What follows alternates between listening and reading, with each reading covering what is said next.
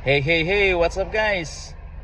Today, guys, I just want to share with you guys small informations, at maybe this can be helpful also to those new in the oil and gas industry, and we'll see if you know this informations that I shared right now.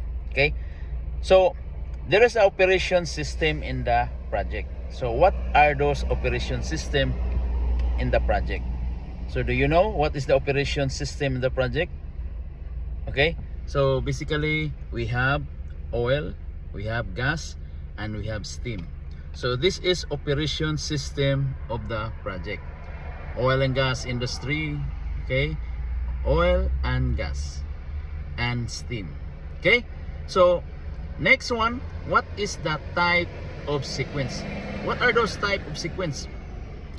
There's types of sequence in our job. Okay, what are those? Do you know types of sequence? Maybe you don't know. So I will say number 1, flow. Number 2, pressure. Number 3, level. Number 4 is temperature. This is a type of sequence in the oil and gas industry. Okay, now what are those types of hookup? So if you are working in the engineering, and if you are working in the instrument control as a construction, or maybe as a E&I inspector, technicians, maybe you know these things. Okay, types of hookup. What are those types of hookup? So number 1, we have a gas service, that is transmitter installed above line.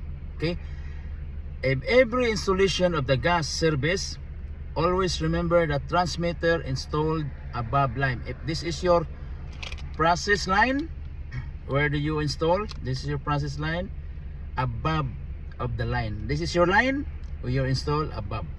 Okay, how about for the liquid service? Liquid service and steam, what exactly where you will install? Of course, transmitter installed below line, because that is liquid for this one, and water is passing through. Okay, any liquid is passing through of your pipe, that's transmitter installed below line. That is the key point.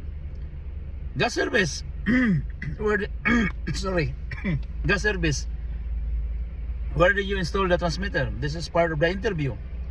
So gas service, maybe I will install below, or maybe install above. So you don't know, now you know already. Gas service installed above the line. Liquid service installed below line. Now you can easily identify what is the right.